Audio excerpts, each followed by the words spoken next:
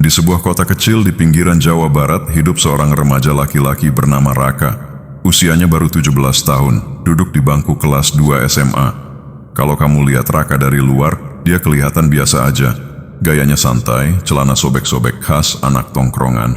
Rambut agak gondrong dikit tapi masih masuk batas sekolah. Dan hampir setiap sore nongkrong di warung kopi pinggir jalan bareng teman-temannya. Aktivitasnya ya gitu-gitu aja. Main game di HP, sesekali bahas bola, kadang juga cuma diam sambil ngisep kopi yang diseduh setengah air doang. Tapi di balik gayanya yang santai dan hidupnya yang kelihatan biasa itu, ada sesuatu yang perlahan-lahan berubah. Raka belakangan ini mulai jarang pulang tepat waktu. Kadang baru sampai rumah jam 1 pagi. Ibunya sering nunggu di ruang tamu, tapi Raka cuma bilang, "Tugas kelompok, Bu," lalu langsung masuk kamar. Padahal kenyataannya, dia makin sering nongkrong bareng anak-anak geng motor sekolah sebelah. Geng yang katanya solid, tapi isinya cuma anak-anak yang doyan cari masalah dan adu otot. Raka awalnya cuma jadi penonton, tapi lama-lama dia mulai terpancing. Ada rasa pengen jadi bagian dari mereka, pengen punya identitas, pengen dianggap. Soalnya, waktu SMP dulu, Raka termasuk anak yang sering dibully. Bahkan ada satu kejadian di mana dia sempat dikunciin di kamar mandi sekolah cuma gara-gara nilainya lebih tinggi dari anak yang lebih tua. Sejak saat itu, Raka janji sama dirinya sendiri, dia nggak mau jadi korban terus. Dia pengen dihormatin, dia pengen disegani. Dan buat dapetin itu semua, dia pikir, jadi bagian dari kelompok anak jalanan adalah jawabannya. Salah satu malam, Raka diajak temannya, si Deno, buat ikut ke markas kecil mereka, di gudang kosong deket rel kereta. Di sana, dia dikenalin sama senior-senior yang udah lebih dulu gabung. Mereka nyalamin Raka satu-satu, kasih tawa, dan bilang, "Selamat datang di keluarga." Malam itu Raka ngerasa punya tempat, punya kawan, punya geng. Tapi dia nggak sadar, dia juga lagi melangkah ke dalam dunia yang gelap. Dunia yang nggak punya pintu keluar semudah pintu masuknya. Hari-hari berikutnya, Raka makin sibuk nongkrong bareng geng itu. Latihan bareng bukan latihan bela diri formal, tapi latihan pakai sarung yang ujungnya dikasih batu, belajar lari cepat kalau polisi datang, dan belajar cara saling jaga punggung kalau musuh datang tiba-tiba. Lucunya, mereka nyebut kegiatan itu sebagai solidaritas, padahal isinya kekerasan. Di sekolah Raka jadi sering bolos, nilainya turun, tapi dia nggak peduli. Dia ngerasa hidupnya sekarang lebih hidup daripada sekadar duduk di kelas dan ngerjain soal matematika. Apalagi setelah dia mulai dapat pujian dari senior karena berani ngelawan geng lain waktu mereka ribut kecil di pasar malam. Yang bikin suasana makin aneh adalah, suatu malam Raka diajak ke rumah seorang dukun tua di pinggiran desa. Katanya, semua anggota geng harus diisi biar kebal. Raka awalnya mikir ini cuma lelucon. Tapi setelah lihat satu anak nekat nyayat tangannya pakai silet dan gak berdarah, dia mulai percaya. Ritual itu berlangsung malam hari dengan bau kemenyan dan suara dukun yang komat kamit sambil menggenggam kepala Raka. Saat itu, Raka ngerasa kepalanya berat banget dan setelahnya, dia pingsan. Pas bangun, katanya udah selesai. Dukun itu cuma bilang, "Jangan sampai darahmu nyentuh darah yang tak seharusnya, nak." Raka gak terlalu mikirin ucapan itu. Dia pikir, itu cuma bagian dari ritual serem-sereman. Tapi dalam hatinya ada sesuatu yang berubah. Dia ngerasa lebih kuat, lebih berani, dan makin yakin kalau dirinya sekarang gak bisa disentuh siapapun. Dia pikir ini langkah besar buat jadi orang yang ditakutin. Tapi sayangnya, rasa takut itu bukan cuma datang dari orang-orang, tapi kelak datang dari sesuatu yang tak terlihat. Dan dari sinilah semuanya mulai berubah. Malam itu udara terasa lebih dingin dari biasanya, langit gelap tanpa bintang, dan suara jangkrik pun terdengar seperti melambat. Raka berdiri di tepi lapangan kosong dekat rel kereta, bersama puluhan anak lain yang juga membawa sarung dililit di tangan. Di seberang sana, rombongan anak-anak dari kelompok lawan sudah siap. Wajah-wajah mereka serius, tak ada senyum, tak ada tawa, semua diam, tegang. Raka memegang sarungnya dengan tangan berkeringat. Jantungnya berdebar keras, bukan karena takut kalah, tapi karena ini adalah malam pertamanya ikut aksi beneran.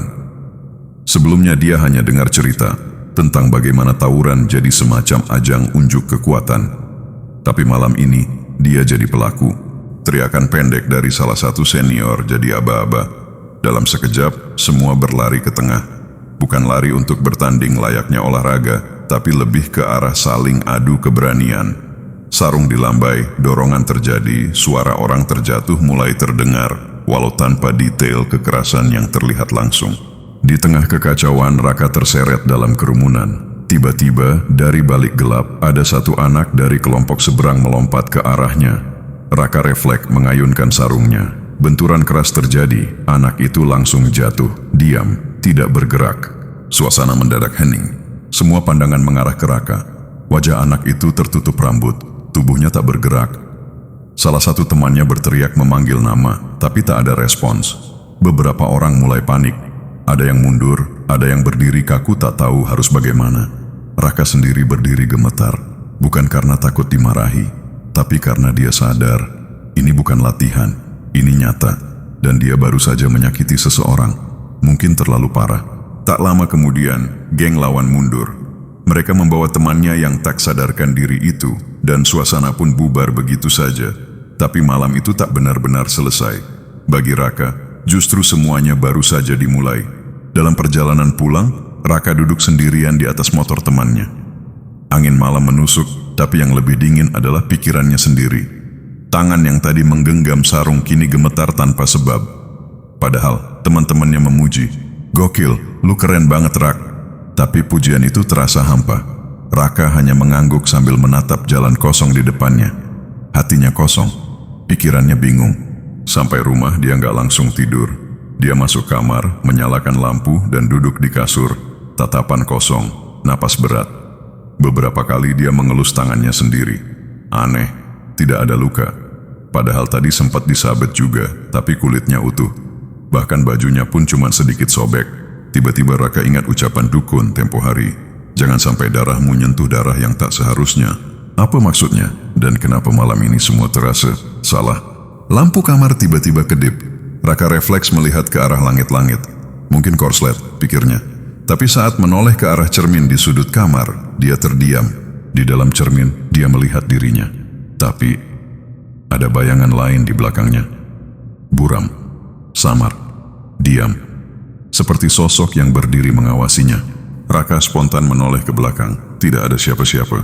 Dia pelan-pelan berdiri, mendekati cermin, mencoba meyakinkan diri bahwa itu cuma bayangan. Tapi saat dia semakin dekat, bayangan itu tak menghilang. Justru makin jelas. Sosok laki-laki, rambut menutupi wajah, tubuh kurus dan berdiri kaku, persis seperti anak yang jatuh tadi malam. Dan saat Raka menatap matanya di cermin, sosok itu pun membuka mulut perlahan, tanpa suara. Tapi Raka bisa membaca gerakan bibirnya. "Aku belum selesai, Raka." Raka terhuyung ke belakang, napasnya memburu. Dia mengucek matanya, menatap cermin sekali lagi. Sosok itu hilang. Tapi rasa dingin masih melekat, tak hanya di kulit, tapi juga di dada. Perasaan bersalah dan takut mulai tumbuh bersamaan. Dan malam itu, untuk pertama kalinya sejak lama, Raka tak bisa tidur sama sekali. Setiap kali memejamkan mata, dia merasa ada yang mengawasinya. Dan setiap kali membuka mata, dia berharap itu semua hanya mimpi. Tapi sayangnya, ini bukan mimpi. Ini awal dari sesuatu yang jauh lebih gelap. Sejak malam itu, hidup Raka nggak pernah sama lagi. Setiap bangun tidur, dia merasa seperti belum tidur. Matanya lelah, wajahnya pucat, dan tubuhnya entah kenapa terasa berat.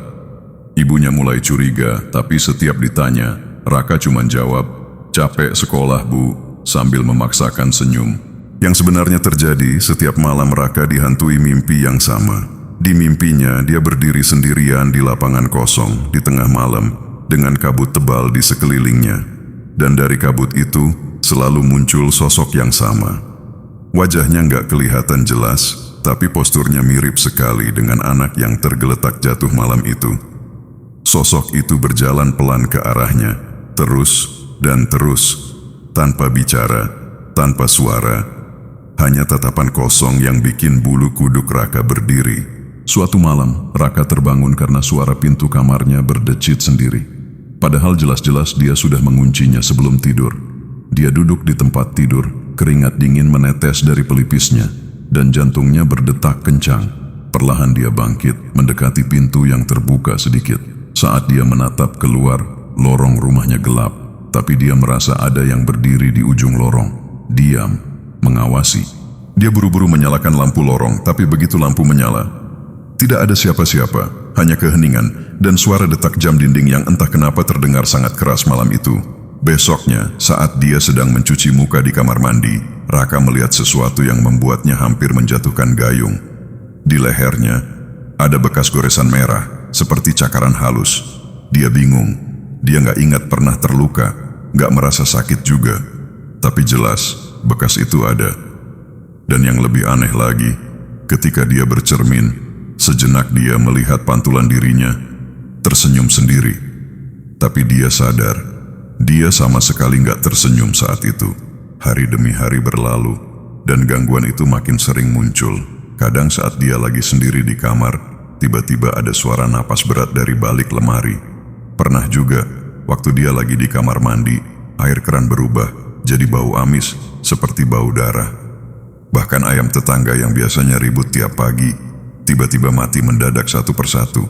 Nggak ada bekas luka, nggak ada suara. Raka mulai ketakutan, tapi anehnya dia nggak berani cerita ke siapa-siapa. Bahkan ke Deno, temannya sendiri, dia cuma bilang, "Gua ngerasa kayak dia belum pergi, no." Tapi Deno malah nyuruh Raka buat balik ke tempat dukun itu, minta dibersihin. Tapi dalam hati, Raka ragu. Bukannya makin sembuh, dia takut, makin terikat. Dan benar saja malam itu, gangguan datang lebih nyata dari sebelumnya. Saat Raka lagi tidur, dia merasa tubuhnya kaku, seperti nggak bisa gerak. Dia sadar, tapi nggak bisa buka mulut. Matanya terbuka, tapi cuma bisa melihat langit-langit kamar. Tiba-tiba dari sisi kasurnya muncul sosok hitam tinggi, membungkuk pelan ke arah wajahnya. Nafasnya berat. Bau tanah basah bercampur darah tercium sangat kuat. Sosok itu berbisik, tapi bukan di telinga. Suaranya langsung muncul di dalam kepala Raka. "Lu kebal ya, tapi gua nggak takut, Ra. Gua cuma pengen satu hal. Gua pengen lu rasain apa yang gua rasain waktu terakhir gua napas." Raka berkeringat dingin, ingin berteriak tapi mulutnya terkunci. Setelah itu, sosok itu hilang. Raka bisa bergerak lagi. Dia langsung duduk, napasnya terengah-engah seperti habis lari maraton. Tubuhnya gemetar dan untuk pertama kalinya, dia menangis. Bukan karena takut, tapi karena merasa ini semua nggak akan berhenti. Dia sadar, tubuhnya mungkin kebal, tapi jiwanya sekarang sedang diincar. Dan yang lebih menakutkan dari kematian adalah ketika kamu masih hidup, tapi terus dihantui rasa bersalah dan makhluk dari dunia yang tidak kamu pahami. Dan sejak malam itu, Raka mulai sadar, harga dari satu nyawa jauh lebih mahal dari apapun yang bisa dia bayangkan. Setelah malam itu, Raka nggak pernah bisa benar-benar tidur nyenyak lagi. Setiap malam, entah itu lewat mimpi atau kenyataan, selalu ada saja kejadian yang bikin bulu kuduknya berdiri. Kadang suara langkah kaki di luar kamar, padahal rumahnya terkunci. Kadang suara bisikan lirih di ujung telinga, padahal dia sedang sendirian. Dan kadang muncul bau tanah basah yang datang begitu saja tanpa alasan. Suatu hari saat Raka pulang sekolah lebih awal, dia menemukan ibunya sedang membersihkan kamar. Tapi wajah ibunya pucat. Tanpa banyak bicara, beliau hanya berkata, "Ra, kamu simpan apa di bawah kasur?" Raka bingung. Tapi begitu dia mengangkat spray, dia menemukan sesuatu yang bahkan dia sendiri nggak tahu dari mana asalnya. Sebuah sobekan kain sekolah, penuh tanah dan basah seperti baru diangkat dari kuburan. Raka langsung membuang kain itu jauh-jauh.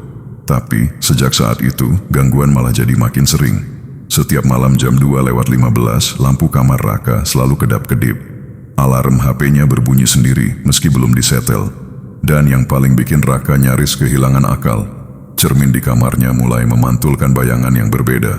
Bukan hanya sekali dua kali, tapi hampir setiap malam, dia melihat bayangan lain di cermin, padahal tidak ada siapa-siapa di belakangnya. Kadang sosok itu berdiri, kadang duduk di sudut kamar, tapi yang paling bikin merinding, saat bayangan itu perlahan-lahan meniru gerakan Raka, tapi dengan jeda beberapa detik, seolah-olah dia bukan memantulkan, tapi menirukan. Raka sudah mencoba semuanya. Ganti cermin, tidur di ruang tamu, bahkan sempat menginap di rumah Deno.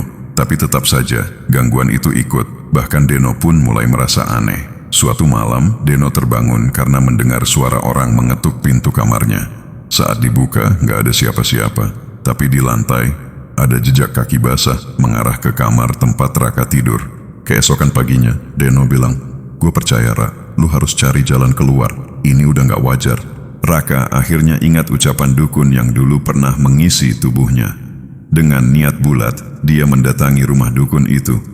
Tapi saat sampai di sana, rumahnya sudah kosong. Pintu terkunci, dindingnya penuh debu dan coretan, seolah-olah sudah lama ditinggalkan. Raka bertanya ke tetangga sekitar, tapi mereka semua bilang, "Dukun yang mana, Nak? Di sini nggak pernah ada orang tinggal." Raka diam, badannya lemas, hatinya makin gak karuan. Berarti selama ini, dia datang ke rumah siapa? Malamnya, Raka nekat untuk menenangkan diri. Dia sholat, dia berdoa, membaca ayat yang dia ingat dari kecil.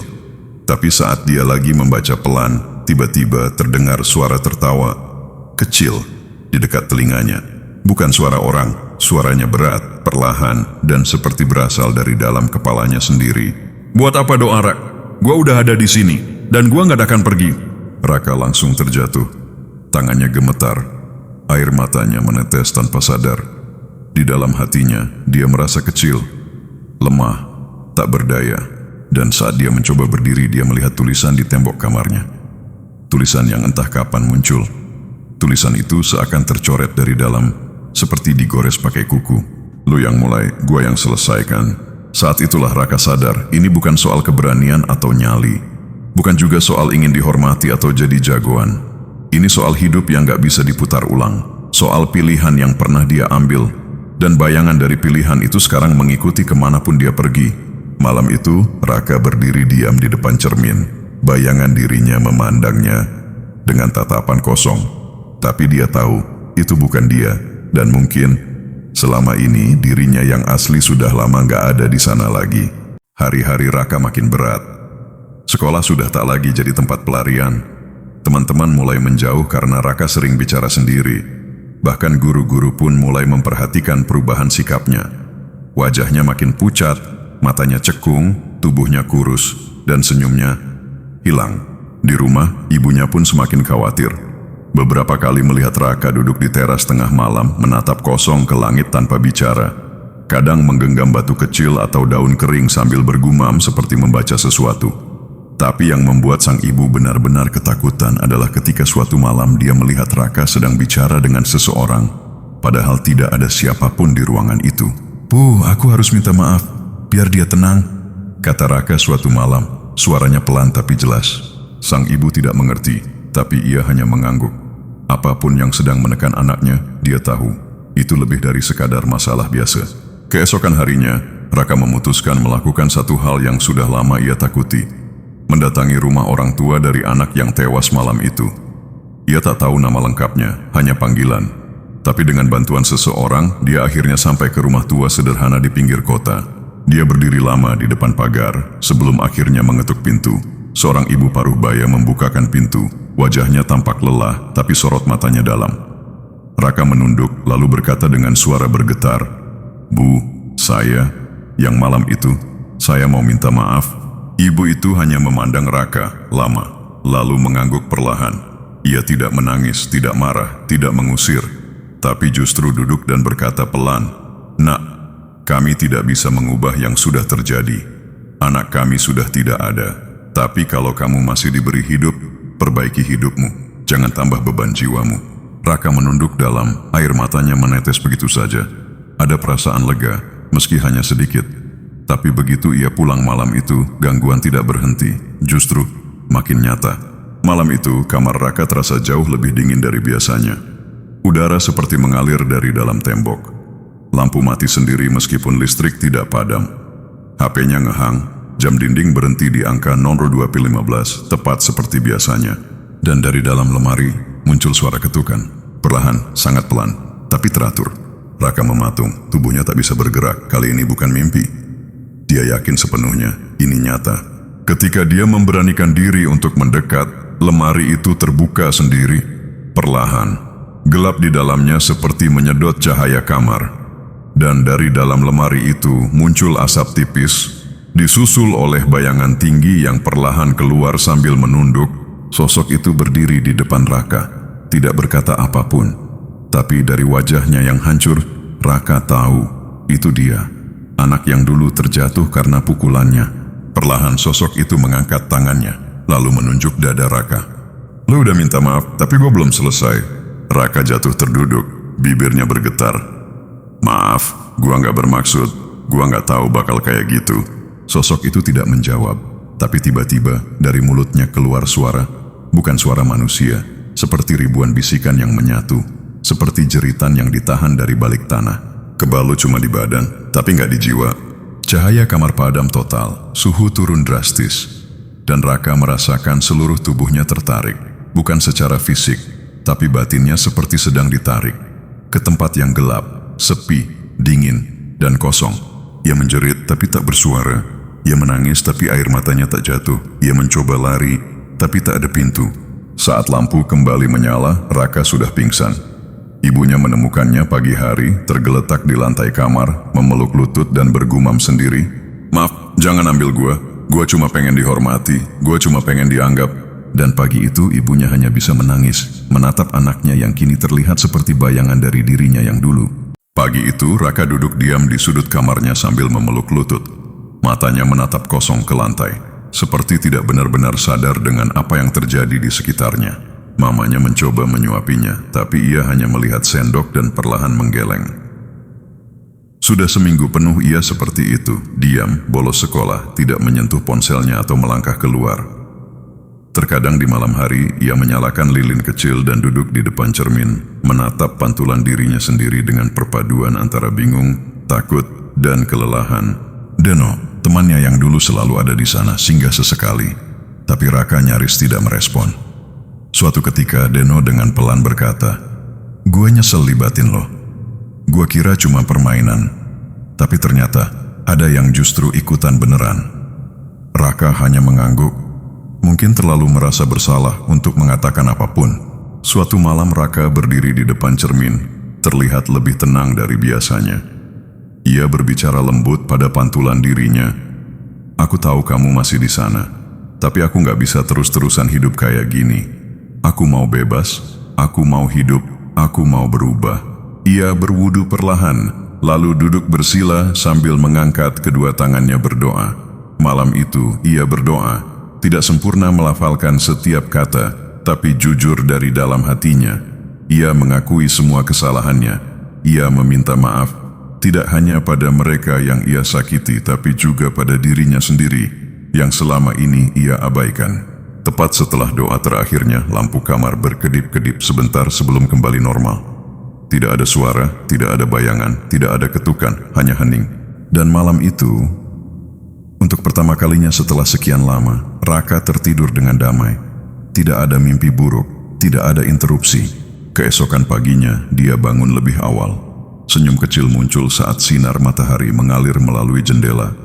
Wajahnya masih pucat, tetapi matanya tidak lagi terlihat kosong. Dia tahu ini bukan akhir dari perjalanannya, tetapi dia juga mengerti bahwa setiap langkah kecil menuju penyembuhan perlahan akan mendorong kegelapan menjauh. Berminggu-minggu kemudian, Raka memutuskan untuk pindah ke kota lain. Bukan untuk kabur, tapi untuk menyembuhkan. Ia mengikuti program rehab pemuda, mengikuti kelas agama, dan kadang membantu membersihkan lingkungan dengan penduduk setempat. Ia mulai menulis, bukan cerita menakutkan, tapi refleksi tentang penyesalan dan bagaimana satu pilihan bisa mengubah segalanya. Nama Raka mungkin luntur dari ingatan orang, tapi kisahnya tetap menjadi pelajaran. Karena hidup bukan tentang siapa yang paling menakutkan, paling berat, atau paling ditakuti. Ini tentang melindungi hatimu agar tidak berubah menjadi batu dan menjaga jiwamu agar tidak termakan oleh kesalahan yang kamu buat. Dari cerita Raka, kita belajar sesuatu yang penting. Menjadi kuat bukan tentang menyakiti orang lain, tetapi tentang menahan diri dari menyebabkan rasa sakit. Kekuatan sejati datang ketika Anda bisa memaafkan diri sendiri dan memperbaiki hidup Anda sebelum terlambat. Tamat.